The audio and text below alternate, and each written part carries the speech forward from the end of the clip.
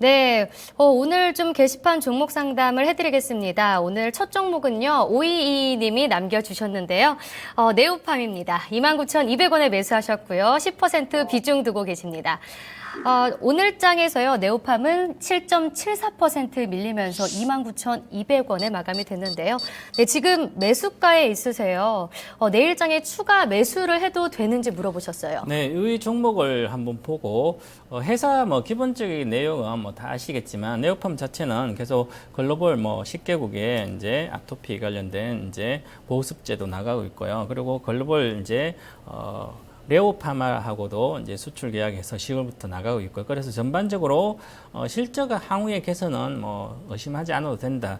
근데 최근에 이제 같이 중소형주나 바이오주였던 같이 좀 안 좋은 상태에서 내려왔습니다. 그죠? 그래서 이제 보시면 한번 차트로 보면 어디 정도에서 사야 될지 한번 보겠습니다. 이 종목을 일봉을 먼저 보기 전에 항상 차트로 어디까지 내려갈까 아니면 어디부터 올라갈까 이렇게 보시려면, 자, 보시면 월봉상으로 보면 내려가고 있죠. 그래서 12평선을 월봉으로 깨고 있기 때문에 추가적인 하락이 있을 걸로 보입니다. 그런데 지금 현재 주봉을 보시면 주봉이 이제 내려왔다 다시 반등했다 다시 내려가고 있죠. 그죠? 그래서 이 종목의 전 저점이 지금 현재 최근의 저점이 이제 23,500원이었는데요. 올해 9월 달에. 그래서 그 저점을 붕괴를 하지 않고 62평선을 지지한다면 26,000원이죠. 그래서 일봉을 보시면 이제 급락하고 있습니다. 이렇게 급락했을 때는 밑에 보시면 26,000, 27,000원과 29,000원 사이 상당한 매물대가 있습니다. 그 매물대는 지지선이 있다는 얘기죠. 그래서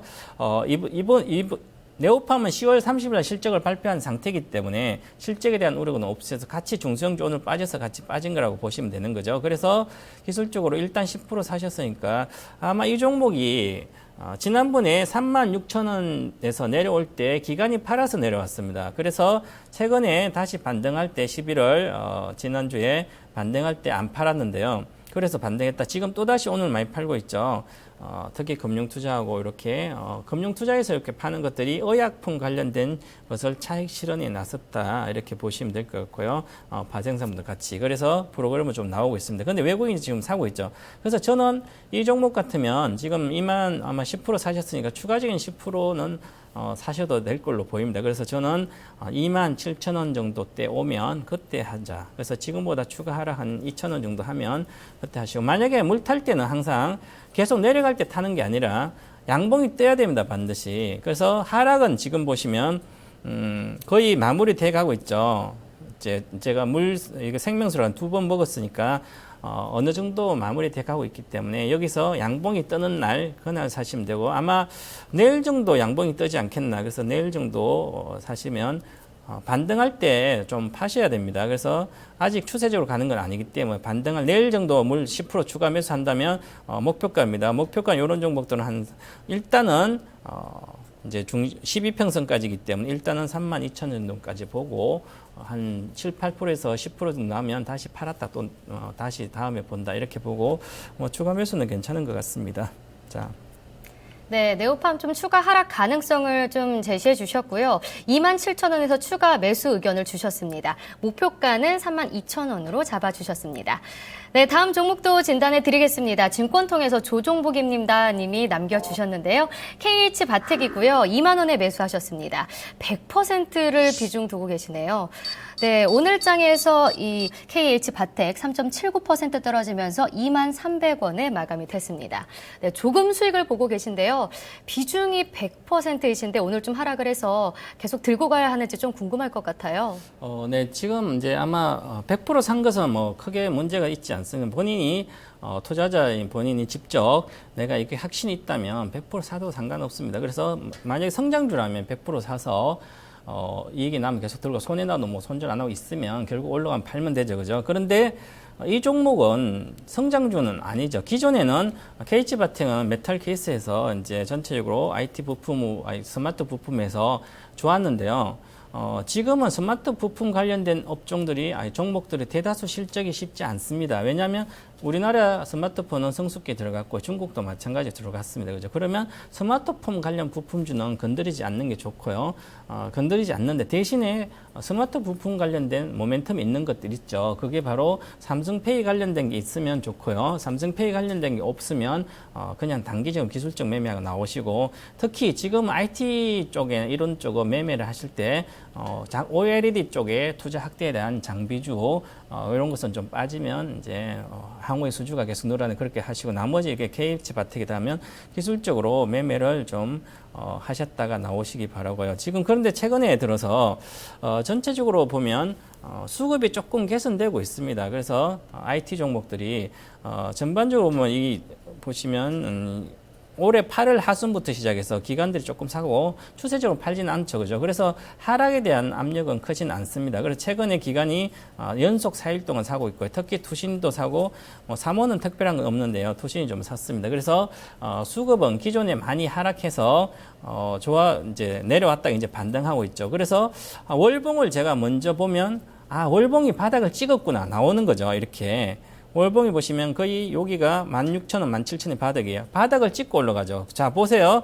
월봉을 보면 여기, 저는 생명수란 침체를 2번을 겪었어요. 여기 겪었죠. 그죠? 그럼 반등을 한다는 거죠. 추세 반등이 아니라 여기 고점이기 때문에 일단 반등파다.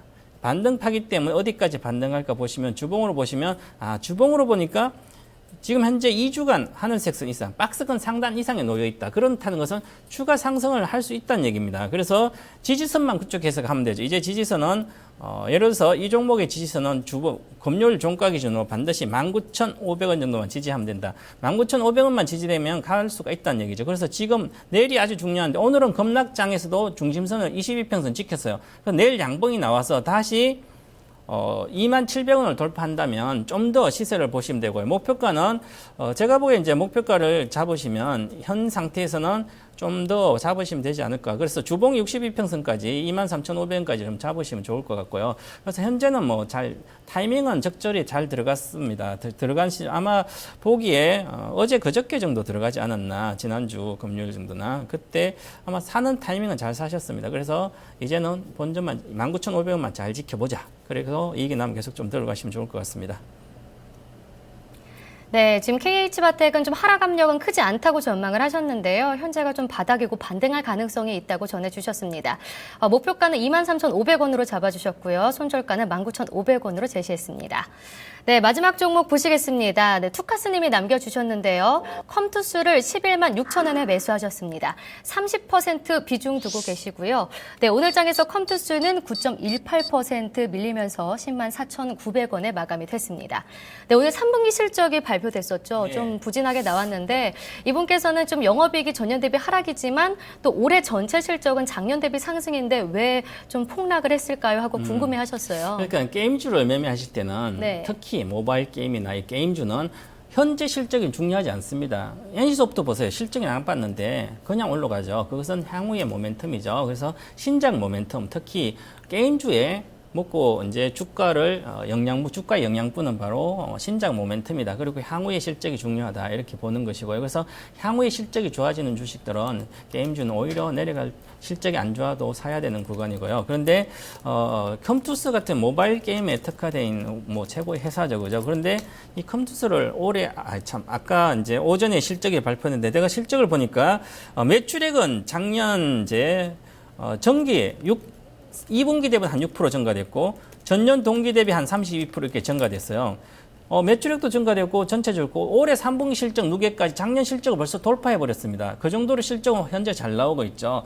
그런데 왜 주가가 빠질까? 그런 생각을 해보면 주가가 빠지는 이유는 다른 게 아니라 지금 성장성에 계속 이어가야 되는데 성장성에 의심이 들고 있습니다. 신작에 대한 기존의 신작 지금 현재 인기 있는 것은 계속 인기 있지만 게임은 말 그대로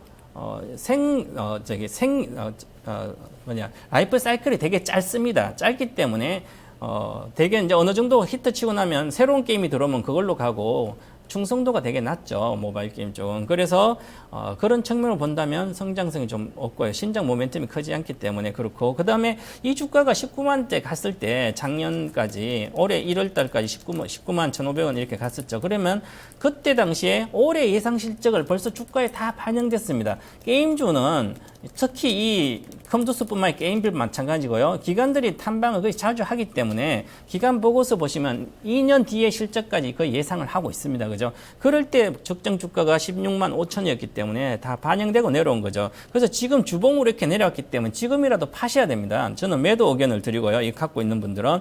자, 주봉을 보면 박스권 하단을 지금 붕괴 여부가 들려있죠. 붕괴를 한다면 가장 중요한 10만 5천인데 이 10만 5천은 지금 10만 6천인데 붕괴하고 있습니다. 그래서 월봉도 보시면 다 추가 하락에 가고 있죠. 항상 주식은 이렇게 하락을 1단계 하락하면 반등하다가 다시 하락합니다. 이게 바로 하락 파동이라는 거죠. 박스권도 A파 하락, B파 반등, C파 하락이죠. 그죠? 이 주가는 파동인 거죠. 그래서 하락한 중이고요. 일봉을 보겠습니다. 일봉을 보시면 오늘 겁나겠죠. 실적이 확인됐으니까. 확인됐는데 향후에 이제 호재가 다 나온 거죠. 실적 좋은 거 다 하니까. 그래서 급락하고 있는데요. 신장 모멘텀 크지 않기 때문에 성장성이 오문이 있다. 그래서 목표가를 지금 정권사서 낮추고 있습니다. 그렇다는 것은 일단은 매도를 하셔서 갖고 있는 분들 일단은 매도 11만 원대 사셨더라도 일단 매도하고 가시는 게 좋다. 이렇게 저는 보고요. 앞으로 컴투스는 당분간 관심에서 제외시키자. 이렇게 말씀을 드리겠습니다. 네, 컴투스 좀 신장 모멘텀이 좀 부족하다고 전해주셨고요. 지금이라도 매도를 해야 된다는 의견을 주셨습니다. 네, 이제 마지막으로 전문가님의 투자 전략을 들어볼 텐데요. 오늘 좀 코스피가 빠지고 코스닥은 더 빠졌죠. 네, 이번 주 장세의 방향성 좀 제시해 주시죠. 장세의 방향성은 일단은 밑으로 잡았다고 어제 말씀드렸죠. 그죠? 네. 그래서 밑으로 잡았기 때문에 가격이 얼마나 빠지는지 그게 중요할 수도 있는데요. 그보다 실전에서 훨씬 더 중요한 것은 지수 어디 전문가들이 나와서 1900, 최병훈 전문가 나와서 1980 지지될 거다. 그거로 다 믿고 하겠습니까? 아니죠. 그렇기 때문에 결국은 뭐죠? 내가 갖고 있는 주식에 대한 리스크 관리를 반드시 하셔야 되고요.